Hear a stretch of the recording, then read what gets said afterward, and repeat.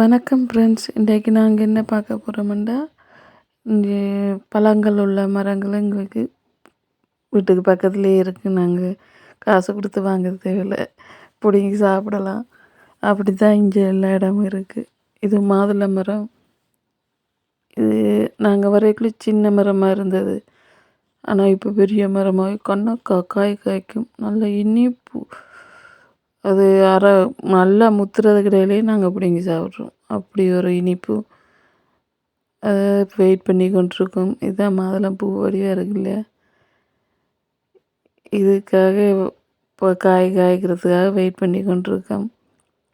இது என்ன பழம்னு பார்த்தீங்கன்னா சில்லேஜி. இங்கே சில்லேஜின்னுவாங்க இத்தாலியில். ஆனால் ஊரில் செரி பழம்னு சொல்லுவாங்க. இதுவும் கண்ணாப்பழம் காய்க்கும். இன்னும் இப்போ தான் இதை பிடுங்கி சாப்பிடலாம், பிறகு புழு வச்சிரும். அதனால் நாங்கள் பழுக்க வந்து பிடுங்கி சாப்பிடுவோம். எங்கள் வீட்டுக்கு பக்கத்துலேயே இருக்குது. பகல் டைமில், வெயில் டைமில் இது மரத்துக்கு கீழே வந்து இருக்கலாம்.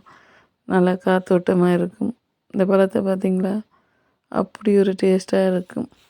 இது பேரா, இங்கே இத்தாலியில் பேரான்னு சொல்லுவாங்க. அங்கே ஊரில் எனக்கு தெரியல, ஊரில் நான் பார்த்ததில்ல. ஆனால் இந்தியாவில் பேரிக்காண்டு சொல்லி கேள்விப்பட்டிருக்கேன். இப்படியே இந்த பழங்களை பிடுங்கி சாப்பிட்டு இப்படியே பொழுது போகும் எங்களோட பொழுது. இனி இப்படியே வீட்டை போக வேண்டியதுதான். இது எங்கள் வீட்டுக்கு முன்னுக்கு இருக்குது. என்னென்று சொல்லுங்கள் பார்ப்போம்.